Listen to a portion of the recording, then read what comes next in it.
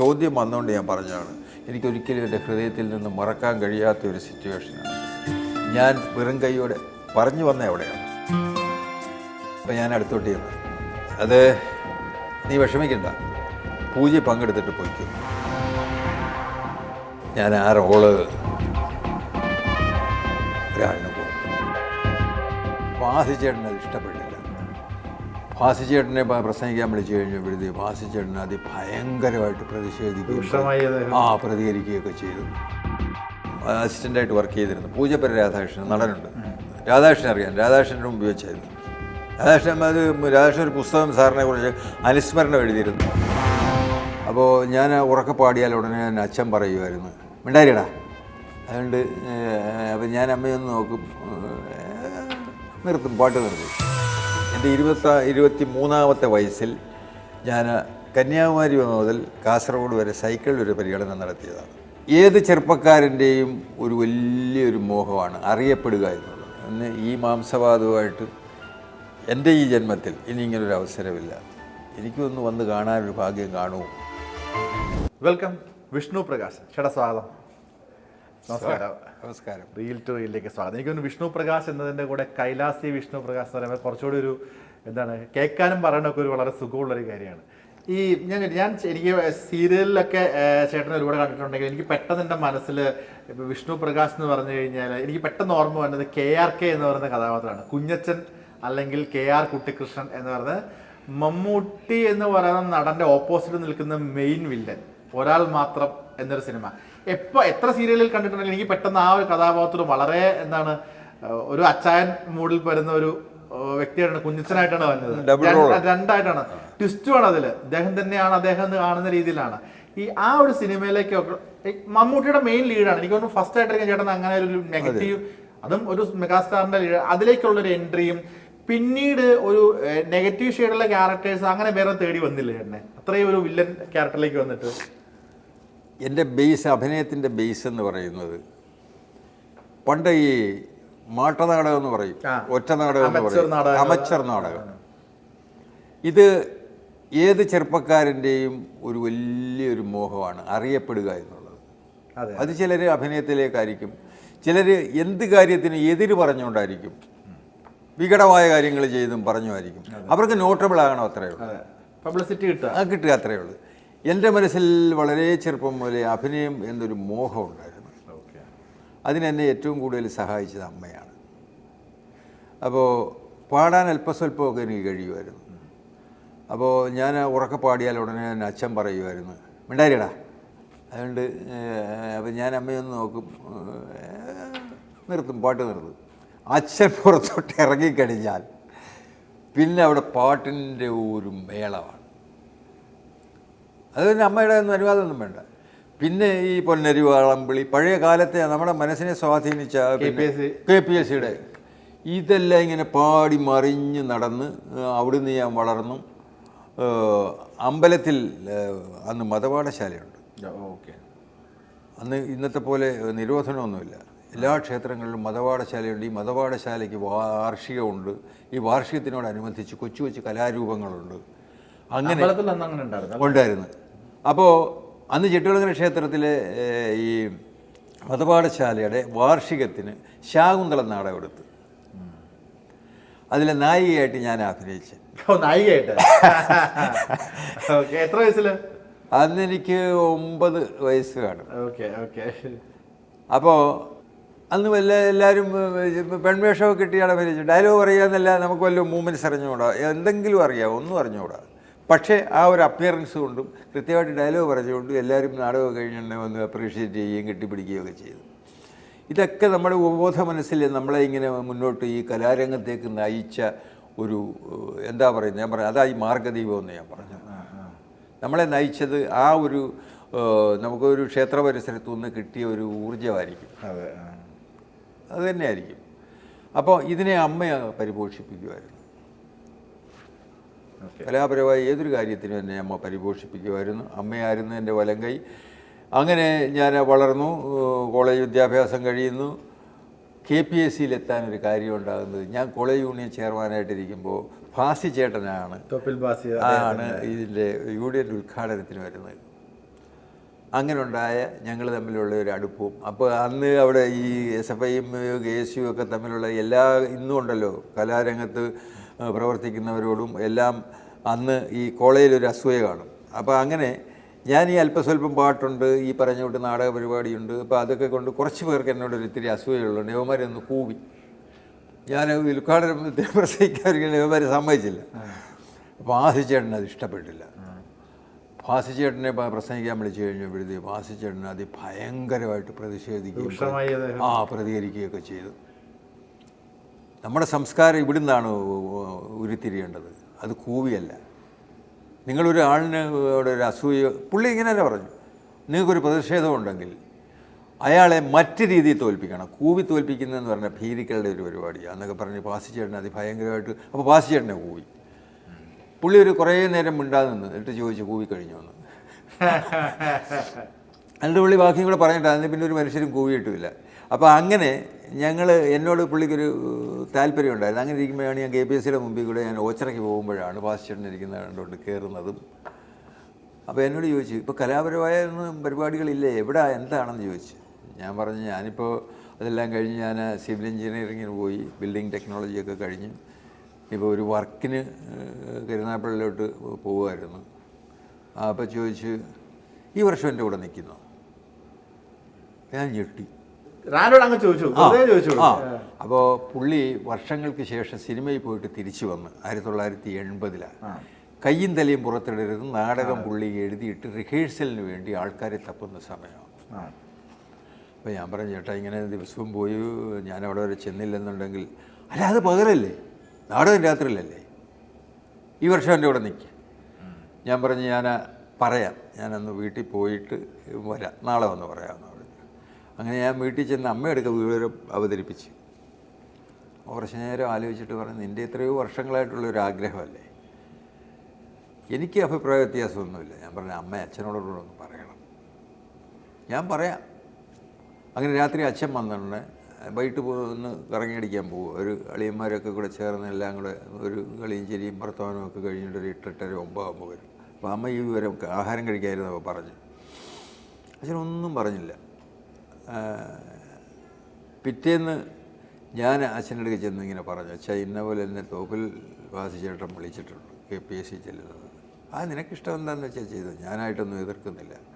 പക്ഷേ ഞാൻ നിന്നെ വിട്ടു, എൻ്റെ ഒരു പരിപൂർണ്ണ അനുവാദത്തോടു കൂടിയാണ് നീ പോയെന്നൊന്നും ധരിക്കണ്ട. നിന്നെ വേറൊരു ലെവലിൽ കാണാനാണ് ഞാൻ ആഗ്രഹിച്ചത്. ഞാൻ ഒന്നും മിണ്ടിയില്ല. ഞാനെന്ത് പറയാനാണ്. പിറ്റേന്ന് രാവിലെ കുളിച്ചെല്ലാം ഒരുങ്ങി സാധാരണ പോലെ പോയി. ഭാസിച്ചേട്ടനുണ്ട്. അപ്പോൾ പുള്ളി എല്ലാ ദിവസവും രാവിലെ 10 മണിയാകുമ്പോഴത്തേക്ക് വരും. പുള്ളി തിരിച്ച് KPSCയിലേക്ക് ഉറയ്ക്കുന്ന ഒരു സമയമാണ്. അപ്പോൾ എന്നെ കണ്ടു കഴിയുമ്പോൾ വാ കുശലമൊക്കെ പറഞ്ഞ്, എന്ത് പറഞ്ഞു, അച്ഛൻ വീട്ടിലെ പോയോ, പറഞ്ഞോ, എന്തായി തീരുമാനം? ചിരിച്ചിട്ട് പറഞ്ഞ്, ആരും ഒന്നും പറഞ്ഞില്ല, എന്നാലും ആരും ഒന്നും എതിർത്തുമില്ല. അതുകൊണ്ട് എൻ്റെ ഒരു മനസ്സിലാഗ്രഹം ഒരു നാടകത്തിൽ ഭാസിച്ചേട്ടൻ്റെ കൂടെ നിൽക്കണം എന്നുള്ളതാണ്. എന്നാൽ പിന്നെ ആവട്ടെ, റിഹേഴ്സൽ ഇത്രാം തീയതി തുടങ്ങും. അങ്ങനെയാണ് ഞാൻ KPSCയിൽ കയ്യും തലയും പുറത്തിടരുത് നാടകത്തിലൂടെ വരുന്നതും അത് പിന്നെ എന്നേക്കുമായിട്ടുള്ള ഒരു പ്രൊഫഷണൽ വഴിത്തിരിവാകുന്നതും. കയ്യും തലയും ഏതാണ്ട് ആ ഒരു വർഷം 378-80 നാടകം കളിച്ച് 365 ദിവസമേ ഉള്ളൂ. അന്ന് ഫൈൻ ആർട്സ് സൊസൈറ്റി ഉണ്ട്. ഏതാണ്ട് 360-370 72 ഫൈൻ ആർട്സ് സൊസൈറ്റി ഉണ്ട്. ആ സൊസൈറ്റി കളിച്ചാൽ തന്നെ അതിനടുത്ത വർഷം എപ്പോഴും ഒരു വർഷം കഴിഞ്ഞിട്ട്, ഇപ്പോൾ പുതിയ നാടകം ഈ വർഷം ഉണ്ട്, അടുത്ത വർഷമില്ല, അതിനടുത്ത വർഷമേ ഉള്ളൂ. ആ 2 വർഷം നാടകം കളിക്കും. 2 വർഷം കഴിയും. അടുത്ത കൊല്ലം കയ്യും തലയും പുറത്തിടരുത് കഴിഞ്ഞിട്ട് ഭഗവാൻ കാലം മാറുന്നു. ഞാനങ്ങനെ 5 വർഷം KPSC ഭയങ്കര ഫേമസ് ആണല്ലോ ഇതൊക്കെ. നിന്നു. അവിടുന്ന് ഞാൻ നേരെ പോയത് SL പുരത്തിൻ്റെ കൂടെ, സൂര്യസോമൽ, സ്നേഹിച്ചു തീരാത്ത പെൺകുട്ടി. അപ്പം ഞാൻ ഈ KPSC നാടകം കളിച്ചുകൊണ്ടിരിക്കുന്ന സമയത്ത് അദ്ദേഹത്തിൻ്റെ മകൻ സിനിമ ഡയറക്ടറാണല്ലോ. അപ്പോൾ KPSC നാടകം കളിച്ചുകൊണ്ടിരിക്കുമ്പോൾ KPSCക്ക് 5 നാടകം പഴയ നാടകങ്ങൾ എടുക്കും. അപ്പോൾ കയ്യും തലയും പുറത്തിടരുത്, ഭഗവാൻ കാലു മാറുന്നു, നിങ്ങളെന്നെ കമ്മ്യൂണിസ്റ്റാക്കി, പുതിയകാശം പുതിയ ഭൂമി, മുടിയനായ പുത്രൻ, 5 നാടകം കാർത്തിക തിരുനാളിൽ കളിക്കുമ്പോൾ ഇത് കാണാൻ പത്മരാജ സാറും ചേച്ചിയും കൂടെ വന്നു. അവർ ഈ പഴയ നാടകം കാണാനുള്ള ആഗ്രഹത്തിന് വന്നതാണ്. അതാ എൻ്റെ വഴിത്തിരിവ്. അവിടെ നിന്നാണ് ഇതിൽ മുടിയനായ പുത്രൻ ഞാൻ അഭിനയിച്ചുകൊണ്ടിരിക്കുമ്പോൾ ഇൻ്റർവെല്ലായാണ് ഇവർ രണ്ടുപേരുടെ വന്നു. അതിനകത്ത് പണ്ട് KS ജോർജ് എടുത്തിരുന്നതാണ് വാസു, ആ റോളാണ് ഞാൻ ചെയ്യുന്നത്. അപ്പോൾ അവർ വന്ന് വാസു ചേട്ടനോടൊക്കെ തോപ്പിൽ കൃഷ്ണപിള്ള ചേട്ടനോടൊക്കെ പരിചയപ്പെട്ടിട്ട് പുള്ളിയുടെ പേരെന്താണെന്നൊക്കെ എന്നോട് പുള്ളിയോട് ചോദിച്ചിട്ട് എൻ്റെ അടുക്ക് വന്നേച്ച് പറഞ്ഞു, വിഷ്ണുപ്രകാശിനെ കാണാനാണ് ഞങ്ങൾ വന്നത്. ഞങ്ങൾ എത്രയോ കാലം കൊണ്ട് രണ്ടുപേരോട് ആഗ്രഹിക്കുന്ന ഈ നാടകം കാണണമെന്ന്. കൊള്ളാം, നന്നായിട്ടുണ്ട്, നാടകം കഴിഞ്ഞിട്ട് വരാം എന്ന് പറഞ്ഞ് പുള്ളി അങ്ങ് പോയി. നാടകം കഴിഞ്ഞ അറിയില്ലേ ഞാൻ പുള്ളിയെ വരുന്നുണ്ട്. ഞാനിങ്ങനെയൊക്കെ ഇരുന്ന് പകുതി ഇൻ്റർവെല്ലല്ലേ വന്നിരിക്കുന്നത്. പത്തുരാജൻ സാറാന്ന് കണ്ടത് ചാടി എടുത്തു. ഇൻ്റർവെല്ല് കഴിഞ്ഞ് അവർ നാടകം പൂർണ്ണമായിട്ട് കണ്ടിട്ട് തിരിച്ചു വന്നിട്ട് കുറേ നേരം ഒരു അരമണിക്കൂർ രണ്ടുപേരുടെ നിന്ന് എല്ലാവരോടും കുശലമൊക്കെ പറഞ്ഞ് കൊള്ളാം, ഞങ്ങൾക്ക് ഒരിക്കലും നഷ്ടമായിട്ട് തോന്നുന്നില്ല, പഴയ നാടകത്തെ അതേ രീതിയിൽ നിങ്ങളെല്ലാവരോടും അവതരിപ്പിച്ചു, വാസു നന്നായിരിക്കുന്നു എന്നൊക്കെ പറഞ്ഞാണ് പോകുന്നത്. പുള്ളി മുതുകുളത്തുകാരനാണെന്ന് ഓർക്കണം. മുതുകുളം കഴിഞ്ഞാൽ ഒരു ഏവൂർ പുഞ്ച കഴിഞ്ഞാൽ ഏതാണ്ട് ഒരു 12 കിലോമീറ്റർ കഴിഞ്ഞാൽ ചിട്ടുളങ്ങര കയറാം. അപ്പോൾ ഞാൻ കാര്യമൊക്കെ പറഞ്ഞ് ഞാൻ ചിട്ടുളങ്ങര നമ്മൾ അയൽക്കാരാണല്ലോ, ഒരു പുഞ്ച കഴിക്ക് അപ്പുറത്തെ ഞാനും ഇപ്പുറത്തെ നിലയുള്ളു. ഈ ഒരു സൗഹൃദം വെച്ചിട്ടാണ് ഞാൻ ഈ KPSCയുടെ നാടക സമയത്ത് പത്മരാജ സാറിനെ കാണാൻ പോകുന്നതും. അപ്പോൾ വാം വെൽക്കമല്ലോ. അപ്പോൾ പറഞ്ഞു, വിഷ്ണുവിനൊരു ചായ കൊണ്ടുവന്ന് ചേച്ചിയൊക്കെ വെച്ചിട്ട് ചോദിച്ചു, അല്ല പപ്പേട്ടാ, നമുക്ക് ഈ വിഷ്ണുപ്രകാശിന് നല്ല റോള് കൊടുക്കണ്ടേ. ചേച്ചി എന്നെ റെക്കമെൻഡ് ചെയ്തേ. ഞാനിതൊക്കെ പറഞ്ഞിട്ടുള്ള പല ഇൻ്റർവ്യൂവിലും പറഞ്ഞിട്ടുള്ള, എങ്കിലും ആ ചോദ്യം വന്നുകൊണ്ട് ഞാൻ പറഞ്ഞതാണ്. എനിക്കൊരിക്കലും എൻ്റെ ഹൃദയത്തിൽ നിന്ന് മറക്കാൻ കഴിയാത്ത ഒരു സിറ്റുവേഷനാണ്. ഞാൻ വെറും കൈയോടെ പറഞ്ഞു വന്ന എവിടെയാണ്, ഞാൻ വെറും കൈയോടെ വന്ന ഒരു നടനല്ല, പ്രൊഡ്യൂസറുടെ കാശിനിൽ തിന്നിട്ട് നടനായ ആളല്ല. ഞാൻ എൻ്റെ കയ്യിലുള്ള കൊച്ചി പറഞ്ഞിട്ടുള്ള 60-ൻ്റെ ഒരു ബൾബാണോ എൻ്റെ കയ്യിലുള്ളത്, അതോ 5000-ൻ്റെ ആണോ എന്ന് കത്തിച്ച് കാണിച്ചിട്ടാണ് വന്നത്. അങ്ങനെയാണ് ചേച്ചി എന്നെ റെക്കമെൻഡ് ചെയ്യുന്നത്. ഞാൻ അഭിനയിക്കുമെന്ന് കണ്ടിട്ടാണല്ലോ എന്നെ റെക്കമെൻഡ് ചെയ്തത്. അങ്ങനെയാണ് ഞാൻ നമുക്കുവാർക്കാ മുന്തിരിത്തോപ്പി വരുന്നത്. അതിനകത്ത് എനിക്കൊരു സീനൂടെ കിട്ടിയ രക്ഷപ്പെട്ടേനെ. പക്ഷേ എഴുതാൻ അവന് ഒരു റോളൂടെ എഴുതാൻ എനിക്ക് തോന്നണ്ടേ. വക്കച്ചനല്ലേ? ഒരു റോളൂടെ ഞാൻ ഇതുകൊണ്ട് വേണോ എന്ന് മോഹൻലാൽ ചോദിക്കുന്നത്, അത് ഞങ്ങൾ തമ്മിലൊരു ഫൈറ്റാക്കിയാൽ മതിയായിരുന്നു. ചേച്ചി തന്നെ ചോദിച്ചിട്ടുണ്ടെങ്കിൽ പറഞ്ഞ വാക്കായിരുന്നു, വരട്ടെ. അങ്ങനെ എന്നെ ഇന്നലെയിൽ കാസ്റ്റ് ചെയ്യുന്നത്. അവിടെയും എൻ്റെ കൈ വന്നില്ല. അത് ഇടയ്ക്ക് വെച്ച് ഒരാൾ തട്ടിയും കളഞ്ഞു. ആ റോൾ അദ്ദേഹം ചെയ്തു. ഞാൻ അതിനകത്ത് ചെയ്തിരിക്കുന്നത്, അതിനകത്തൊരു CIയുടെ റോളുണ്ട്. ഈ റോളായിരുന്നു എനിക്ക് വെച്ചിരുന്നത്. ഇതുപോലെ ഞാൻ താടിയൊക്കെ ശബരിമല സീസണാണ്. എൻ്റെ നീ ഒരു കാര്യം ചെയ്യും, ശബരിമല പോകാനല്ലേ, ഇന്ന് തന്നെ പോയിക്കോ, പക്ഷേ താടിയെ കളയാനുള്ള മീശയൊക്കെ വെച്ച് വരണം. ഒരു CIയുടെ റോളാണ് ഇത്. സത്യമായിട്ട് പറയാൻ ഇന്ന് ജീവിച്ചിരിക്കുന്നത് പൂജപ്പുര രാധാകൃഷ്ണൻ. അന്ന് പുള്ളിയുടെ അസിസ്റ്റൻ്റായിട്ട് വർക്ക് ചെയ്തിരുന്നു പൂജപ്പുര രാധാകൃഷ്ണൻ, നടനുണ്ട്. രാധാകൃഷ്ണൻ അറിയാം, രാധാകൃഷ്ണൻ്റെ മുമ്പ് വെച്ചത്. രാധാകൃഷ്ണൻ ഒരു പുസ്തകം സാറിനെ കുറിച്ച് അനുസ്മരണം എഴുതിയിരുന്നു. അതിനകത്ത് എഴുതിയിട്ടുണ്ട് രാധാകൃഷ്ണൻ. അതൊരു അതിനകത്തൊരു CI ഉണ്ട്, അത് കണ്ടാൽ നിങ്ങൾ ഞാൻ പറയുന്നത് ശരിയല്ല. അപ്പോൾ എൻ്റെ അടുക്ക പറഞ്ഞു, നീ വിഷമിക്കണ്ട. അപ്പോൾ എൻ്റെ മർക്കാരെ പോകാൻ എനിക്ക് കാശുമൊക്കെ തന്ന മർക്കാരെ വെച്ചായിരുന്നു എൻ്റെ ഈ റോൾ എടുക്കാൻ വെച്ചിരുന്നത്. ഞാൻ അവിടെ ചെന്നുണ്ടെങ്കിൽ പുള്ളി ആകെ ഒരു വിഷണനാണ്. എൻ്റെ അടുക്ക പറഞ്ഞ്, നീ ഒരു കാര്യം ചെയ്യണം, രാവിലെ ഞാൻ 6 മണിക്ക് വരും, എനിക്കൊന്ന് കാണണം.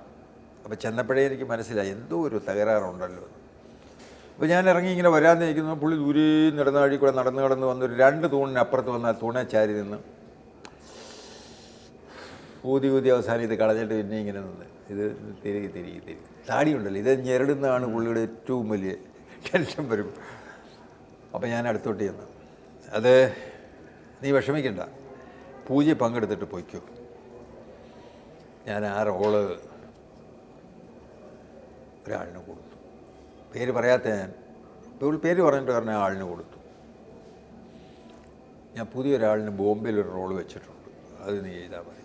അങ്ങനെയാണ് ശ്യാമ മരിച്ചുപോയ, ഗ്യാസ് പൊട്ടി മരിച്ചുപോയ ശ്യാമ ഭാര്യയായിട്ടും എൻ്റെ ഫ്ലാറ്റിൽ വെച്ചാണ് ഇപ്പോൾ KPSC സണ്ണിച്ചേട്ടനുമൊക്കെ ആയിട്ട് ഞങ്ങളുടെ ഫ്ലാറ്റിൽ വെച്ചിട്ടാണ് ഈ സുരേഷ് ഗോപിക്ക് ശോഭനയെ നഷ്ടപ്പെടുന്നത് അത് കണ്ടുപിടിക്കാനായിട്ട് തീരുമാനമെടുക്കുന്നതും പോകുന്നതും കഥയുടെ വഴിത്തിരിവും അവിടെയാണ്.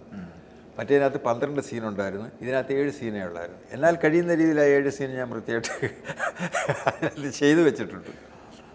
അപ്പോൾ അങ്ങനെയാണ് ഈ കലാരംഗത്തേക്ക് തിരിഞ്ഞു വരുന്നത്. അതിനോടൊപ്പം തന്നെ ആത്മീയത ഇവിടെ കിടക്കുകയാണ്.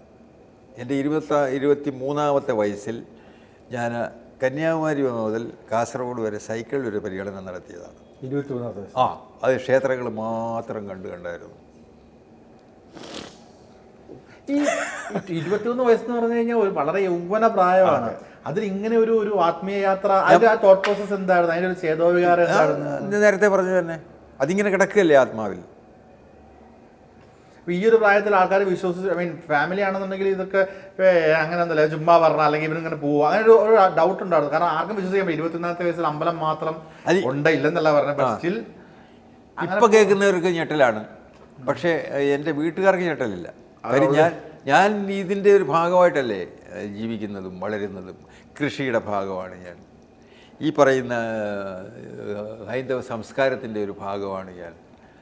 പിന്നെ ഈ പറയുന്ന പോലെ തന്നെ ഞാൻ ഈ കൃഷികളിൽ നിന്നും വീട്ടിലെ സാഹചര്യങ്ങളിൽ നിന്നും ആർജിച്ച കുറേയേറെ അനുഭവ സമ്പത്തുണ്ട്. അപ്പോൾ അന്ന് നമുക്ക് ഈ ഇന്നതിൽ പോകണം ഇന്നത് വേണ്ട എന്നൊന്നും തീരുമാനമൊന്നുമില്ല. ഈ പറഞ്ഞ മാർഗ്ഗദീപം കാണിക്കുന്ന വഴിയിലൂടെ ഇങ്ങനെ സഞ്ചരിച്ച് പോയി ഇതേ ഇവിടെ വന്ന് നിൽക്കുകയാണ്. പക്ഷേ ഈ 23-ാമത്തെ വയസ്സിൽ ഞാൻ പോകാനൊരുങ്ങുന്ന നമ്മുടെ സംഘത്തിലുള്ളവരോടൊക്കെ പറഞ്ഞു, ചിറ്റൂർക്കര അമ്പലത്തിൻ്റെ കളത്തട്ടിൽ എല്ലാവരും വൈകിട്ട് കൂടുമ്പോൾ പറഞ്ഞു ഞാനിങ്ങനെ പോകുന്നു. അപ്പോൾ പറഞ്ഞൊരു 4-5 പേര് പറഞ്ഞു ഞാൻ വരുന്നത്. ഓ ആയിക്കോട്ടെ. പക്ഷേ പോകുന്നതിന് ഒരാഴ്ചയായിട്ട് ആരുമില്ല, ഞാൻ മാത്രമേ. പക്ഷേ ഞാൻ പോയി. അപ്പോൾ പോകുന്നെന്ന് അറിഞ്ഞുകൊണ്ട് ഒരാളൊരു പുതിയ സൈക്കിൾ കൂട്ടിക്കൊണ്ടുവന്ന് എൻ്റെ മുമ്പിൽ വെച്ചു. നമ്മളുമായിട്ട് വളരെ അടുപ്പമുള്ള ഒരാൾ ഇതേ പോകുന്നു പറഞ്ഞു. പലരും 5 പൈസ കയ്യിലില്ല, പലരും 100 രൂപ 200 രൂപ. അന്നത്തെ 100 രൂപ എന്ന് പറഞ്ഞാൽ എത്ര വാല്യൂ വ്യത്യാസമാണ്. 73 74 100 രൂപയാന്ന് ഓർക്കണം. ഇന്നത്തെ ഒരു 5000-6000 രൂപ മതിപ്പുണ്ടാവും, മിനിമം ഉണ്ടാവും. അപ്പോൾ അത് എനിക്ക് പരിചയമുള്ള ഒരു 100 രൂപ ഞാൻ എറണാകുളത്തിന് മണി ഓർഡർ ചെയ്തു. ഒരു 100 രൂപ ഞാൻ തൃശ്ശൂരിന് എൻ്റെ ഒരു NCCയിലുണ്ടായിരുന്നു പഠിച്ചുകൊണ്ടിരുന്നത്, പുള്ളിയുടെ പേർക്ക് അയച്ചു. അങ്ങനെ ഓരോ സ്ഥലത്തും 100 രൂപ അയച്ച് എൻ്റെ കയ്യിലാകെ എങ്ങാണ്ട് 200 രൂപയുള്ളത്. അതിനാണ് അയച്ചത്. അവിടെ ചെല്ലുമ്പോൾ വാങ്ങിക്കും. കയ്യിലിരുന്ന് ആര് പോകുന്ന ക്ഷേത്ര സങ്കേതങ്ങളിലാണ് കിടക്കുന്നത്. ഞാൻ ഏത് ക്ഷേത്രത്തിൽ യാത്ര അവസാനിപ്പിക്കുന്നോ അവിടെ സൈക്കിൾ വെക്കും. അവിടുത്തെ സേവപ്പന്തലിനകത്ത് ഒരു പെട്ടിയുണ്ട്, ഒരു ഷീറ്റ് മരിച്ച് ആ പെട്ടി, ഒരു ചെറിയ ബ്രീഫ് കേസ്, അതിനകത്ത് സൈക്കിളിൻ്റെ പമ്പുണ്ട്, സൊല്യൂഷൻ ഉണ്ട്, പിന്നെ ഈ ട്യൂബിൻ്റെ കഷണങ്ങളുണ്ട്, കത്രികയുണ്ട്, പിന്നെ പഞ്ചറായ ഒട്ടിക്കുക, അതിന് വേണ്ടുന്ന 2-3 ടൂൾസും എൻ്റെ ഒരു ജോഡി ഡ്രസ്സും അതിനകത്തുള്ളത്. ഇത് നിലയ്ക്ക് വെക്കും. ആ ക്ഷേത്രത്തിൽ കിടന്നുറങ്ങും. ആരെങ്കിലും അടിച്ചോണ്ട് പോയാലോ പട്ടിണിയായി പോകത്തില്ലേ. അപ്പോൾ ഓരോ സ്ഥലത്ത് ചെല്ലുമ്പോൾ ആ 100 രൂപ വാങ്ങിക്കും. ഇങ്ങനെ ഞാൻ അങ്ങോട്ട് മണിക്കൂറിൽ ഏതാണ്ട് 12-13 കിലോമീറ്റർ വെച്ച് പോകുമായിരുന്നു. അങ്ങനെ ഞാൻ 7-ാമത്തെ ദിവസം അങ്ങ് ചെന്ന് മൊത്തം 15-16 ദിവസം കൊണ്ട് ഞാൻ തിരിച്ച് അങ്ങോട്ട് ഹൈവേ വഴി പോയിട്ട് തിരിച്ച് MC റോഡ് വഴി കംപ്ലീറ്റ് ചെയ്തിട്ട് തിരിച്ച് വന്ന് ശബരിമലയും പോകുമായിരുന്നു. ഒറ്റയ്ക്കാണ് പോയത്. അതൊരു വല്ലാത്ത ഒരു അനുഭവമാണ്. ഞാൻ ഡിഗ്രിക്ക് പഠിക്കുമ്പോൾ ഹിസ്റ്ററി മെയിനായിരുന്നു. അപ്പോൾ അന്ന് കുറേയേറെ ലിസ്റ്റ് എഴുതി വെച്ചിട്ടുണ്ട്. അന്ന് ഇംഗ്ലീഷുകാർ വന്ന് ഭരിച്ചിരുന്ന സ്ഥലങ്ങളും പിന്നെ ഈ സ്ഥലങ്ങളും കണ്ട് ക്ഷേത്രങ്ങളും കണ്ടാണ് പോയത്. അന്നാണ് ഞാൻ ആദ്യമായിട്ട് ഗുരുവായൂരൊക്കെ എത്തി. അപ്പോൾ ഇത് പുതിയ സംഭവമല്ല ഈ കൈലാസി എന്ന് പറയുന്നത്. അപ്പോൾ അതെങ്ങനെ വന്ന് കൈലാസത്ത് പോകേണ്ട സമയമായപ്പോഴാണ് അങ്ങോട്ട് വിളിച്ചത്. അത് കഴിഞ്ഞ് ഞാൻ അമർനാഥിൽ പോയി, അത് കഴിഞ്ഞ് ചാർധാം പോയി, അത് കഴിഞ്ഞ് 12 ജ്യോതിർലിംഗങ്ങൾ കവർ ചെയ്ത്. ഇനിയിപ്പോൾ നമ്മുടെ ഈ തെക്കേ ഇന്ത്യയിലൊന്നുമില്ല, എല്ലാവരും തീർന്നിരിക്കുകയാണ്. വടക്കേ ഇന്ത്യയിൽ ഇനി അപൂർവ സ്ഥലങ്ങളേ ഉള്ളൂ കാണാൻ. മറ്റൊന്നുമല്ല, ഈ ഒരു ജന്മത്തിൽ ഈ നമ്മളെ വലിയ മഹാന്മാരാക്കുന്നത് ഈ 2 കാലുകളാണ്.